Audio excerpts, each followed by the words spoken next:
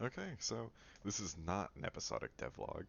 This is a one-off because I'm just trying to crap this mod out as fast as possible.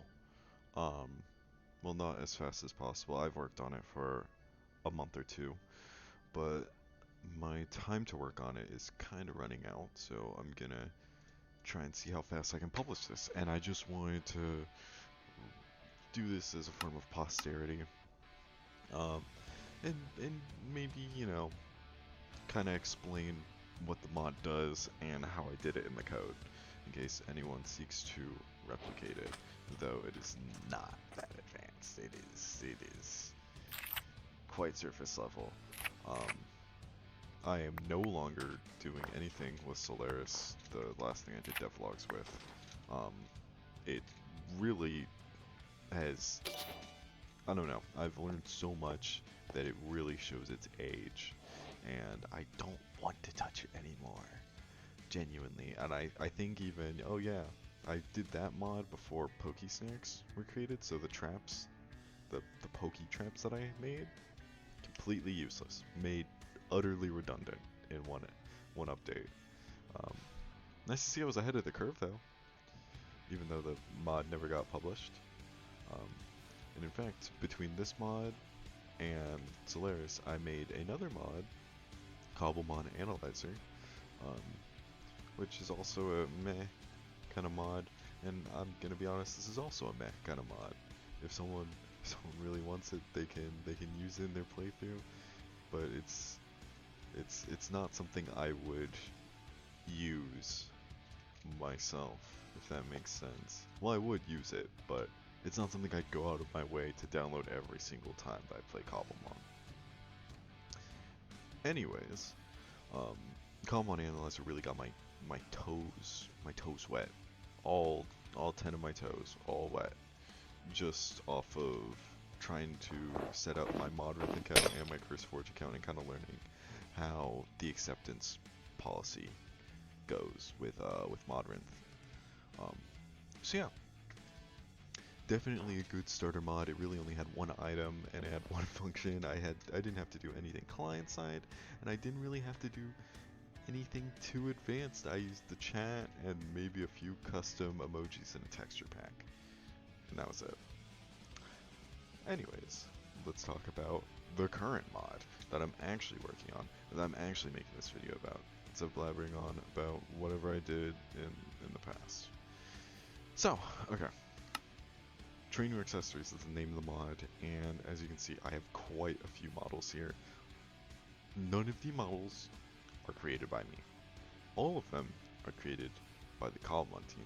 I did edit a few of the models to add little keychains onto them to make them literal charms. But aside from that, all the modeling work was done by the Cobblemon team. Um, I'm I'm not that good at modeling or texturing, so yeah, and you can kind of see which ones are mine and which ones belong to the mod. Which ones belong to Cobblemon, the Cobblemon devs. So yeah, um, great time. Anyways, um, essentially with the mod, I have these charms that integrate with Minecraft's vanilla attribute system, and I made custom attributes through a library that I will actually make public. I have a GitHub for it and everything, um, and essentially integrates and gives these charms attributes. Um, so let's go ahead and see here. Oh, that Trico's messed up. I'm pretty sure that one's also messed up. Anyways, a lot of the models need to be edited. Anyways. So, as you can see, this mudkip item here gives plus 20% catch chance and plus 15% water type experience gain. Almost all the attributes are either typed or they give a certain stat. So yeah, special attack, bonus IVs. Or, so yeah, that's essentially how the mod is. It integrates with Curios or accessories. The one I'm using is accessories by Wisp Forest. just because I think it was easier to integrate with Kotlin. It's been so long ago that I can't remember why I chose accessories over Curios. There's so many bridge. They're all compatible with each other. The mod developers are really good on that. Um, so yeah, you can install it with Curios or whatever, but it does use accessories by Whisper Forest.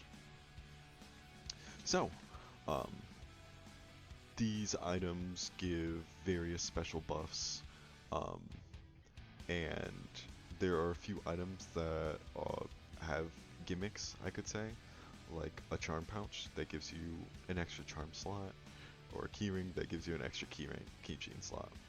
Um, and charms themselves that also have gimmicks, like this Ditto charm, where it gives you a bonus based on the first party member. So right now I don't have any party members, so it gives a normal type bonus. But let's say I go ahead and give myself a Charizard. You can see he updated, and +3 fire type bonus IVs and +3 flying type bonus IVs. It's dependent on the type, so if you have a dual typed Pokemon, it'll give you the bonus for both. But if I have an Apom, which is a mono type, let's go ahead and switch him forward. You saw him update down there, and boom, +3 normal IVs. So yeah, all in all, the mod is not too expansive, but I just want to get it out the door. So yeah, and in the mod right now, I currently have these kind of more endgame items, the orbs. I was playing around with the custom item component, which I will show off in a second. But as you can see, each of these orbs kind of have something interesting about them, and they kind of correspond with all the EV training items. So, power anklet, let's see, Pokerod catches.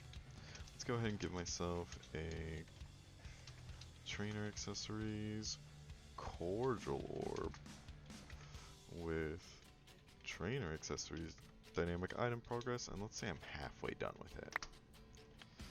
So I just gave it 150 Pokerod catches, +5 bonus speed IVs across the board. No matter what I catch, it will always have +5 speed IVs. So how this mod works is it integrates well with multiplayer because of how the IVs are applied.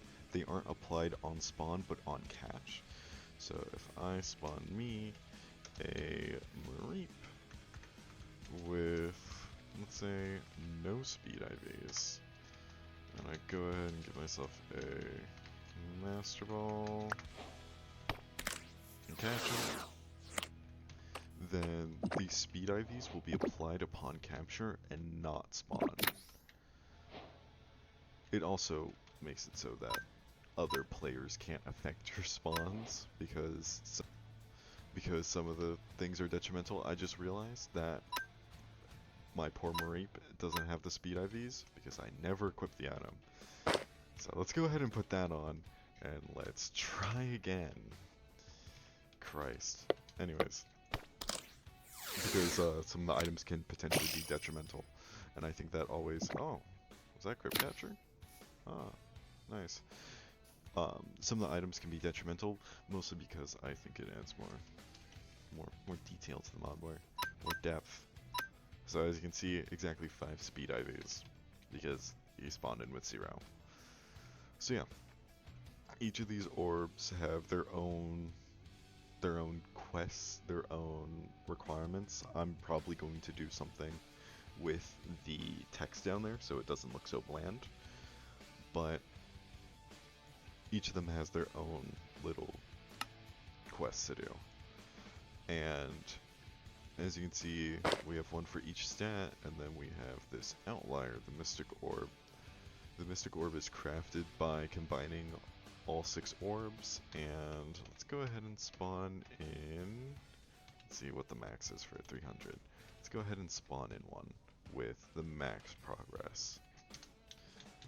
Mystic Orb, boom, and oh, 300. Cool. It gives a flat 10 bonus IVs and a +10 shiny chance. across the board. Um, and as you can see, it'll give half that if it's at half progress. Um, I also like the idea of the item not being completely worthless while someone's using it, and someone has it in their inventory and it's not done yet. But I was also inspired by the original Pixelmon mod with the legendary birds, how you get them. I don't know if the spawn method's changed. I'm talking about the old like 1.12.2 legendary birds with the orb. So yeah, and you might be wondering how you get the orbs, since if you stack enough of them or get 2 mystic orbs, you can essentially have near guaranteed IVs. Since it's not on spawn and it's not guaranteed IVs, it adds on to the Pokemon's already existing IVs, and instead gives that Pokemon, if they even have 10 IVs or 11 IVs at all, then boom, they already have max IVs. So plus bonus IVs is very, very overpowered if you can stack a few. And like I said, you might be wondering how you can get them. You get them by crafting an empty orb with orb shards.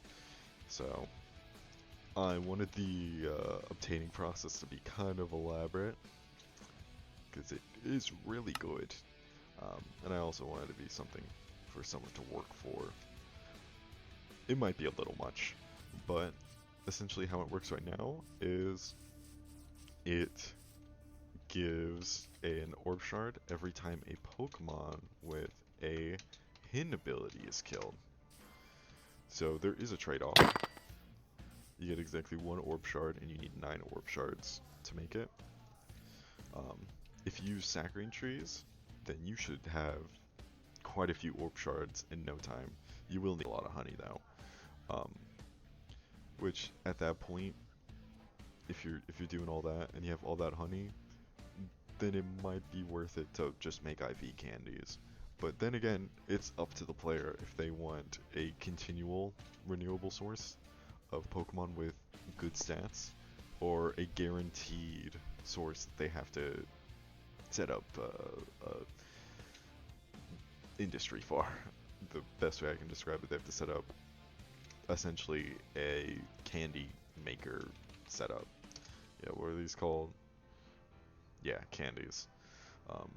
You'll essentially have to set up an automation line for that, or do it very tediously. Hey, who knows? So yeah, that's how you get orb shards.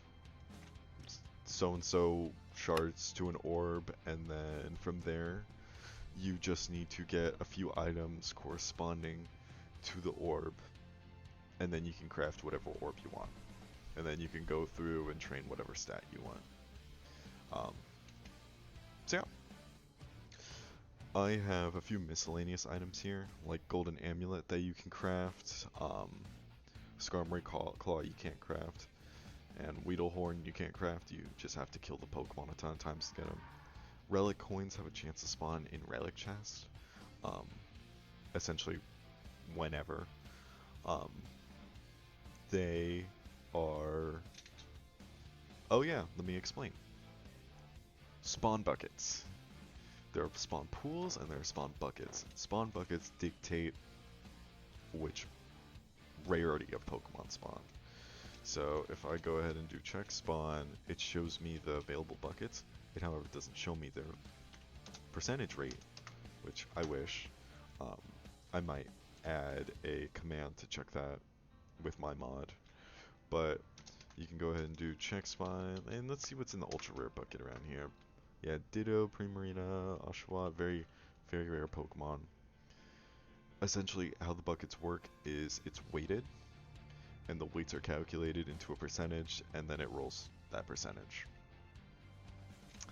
And so, what the spawn luck attributes do is they modify that, and it is a multiplier, even though it doesn't say it. I might also change the mod in order to include a special translation for that attribute. But what a negative 0.5 multiplier does is, let's say it's a 85% chance to spawn a common Pokemon, which I think it's close there, or it's 60 or something. And essentially what it does is it multiplies this plus 1 plus the multiplier. So if it's negative 5, negative 0.5, that turns out to be 0.5 times 85, which is the weight for it, or whatever weight for it there is. And it essentially has the chance of a common Pokemon spawning, which increases the chance of the other bucket spawning. Inversely, if you have a chipped relic coin, and then let's say you get lucky and you get a Master Ball charm, you have a +1 ultra rare Pokemon spawn luck, which is essentially a 2 times multiplier if you use the math, the formula I just showed. And it absolutely makes a difference, especially if you can stack 1 or 2 of these Master Ball charms, or maybe a Mew charm, or whatever. And that, along with a specific type spawn modifier, you can kind of hone in on what Pokemon you want, allowing you to not only hunt for a specific rare Pokemon, but to even specify what types you're looking for. And maybe even shiny hunt it if you have a charm pouch and maybe a key ring. So yeah, that's essentially the mod. I have these 2 items here that are still being worked on. Charm capsules. I wanted to add a way to get the charms, because as of right now, aside from these charm capsules, there's no way to get them. And these charm capsules, there's no way to get these charm capsules in vanilla. I want the charm capsules to be maybe dropped by certain rare Pokemon. Who knows? It's a balancing act with all the balancing. So right click on one, pops it open, and you get a Pokemon of a certain type. Then you get a Pokemon of a certain rarity. With the rare charm spawner, the rare charm capsule, the pool is really small right now, so you won't really get much. But essentially, it's a little gacha within the game. So you can kind of get lucky, maybe get a Lechonk charm or a Pokeball charm. So yeah, that's essentially an overview, a quick overview of the mod. I don't think I've forgotten anything. That's pretty much it. That is pretty much it. Alright, so my workflow. Essentially, with my workflow, it's been streamlined a lot, mostly because of all the scripts I have. I'll try to be explaining the scripts as I go through them, and in fact the one I'm using right here is called Keychain Injector. It, for the most part, scrapes the Cobblemon GitHub for the models, and since I of course need the base models, I also inject the keychain texture into the model. So you can see here with the ones I'm going through right now that all these textures already have the keychain object, the physical object in the model, as well as the texture already included in the texture. And you can see every texture that's edited is just suffixed with _charm. That's so I can keep it separate from the original texture. And it also makes my workflow easier. All I have to do really is edit the UVs and make sure they line up with the actual object's UVs, which is essentially just the coordinates that it's looking on the texture map in order to get its texture. So you can see here that I align the north UV of the keychain with the UV of the body of the keychain. So yeah, this is a 5-minute-ish workflow. As you can see here, I'm doing the base model first, and I'm trying to get it somewhere it's visible on the head.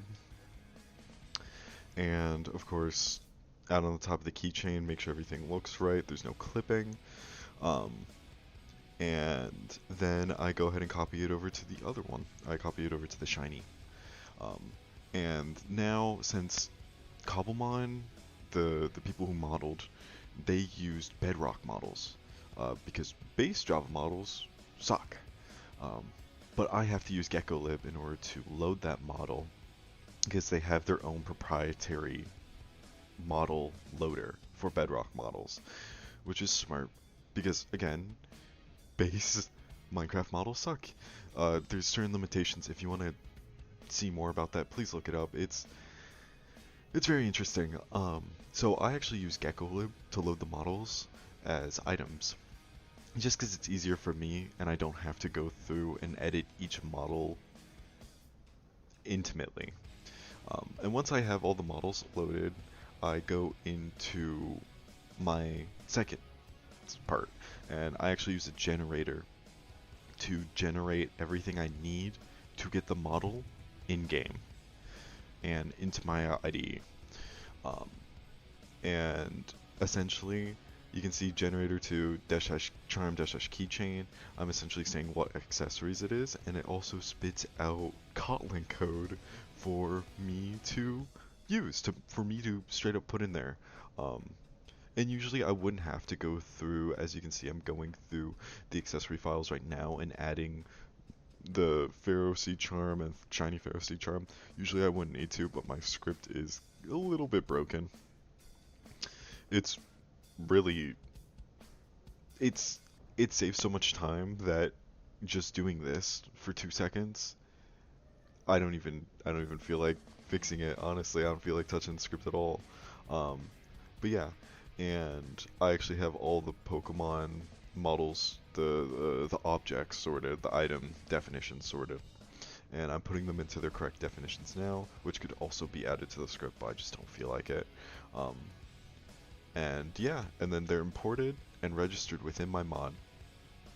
What I'm doing now is I'm going to add attributes to the models.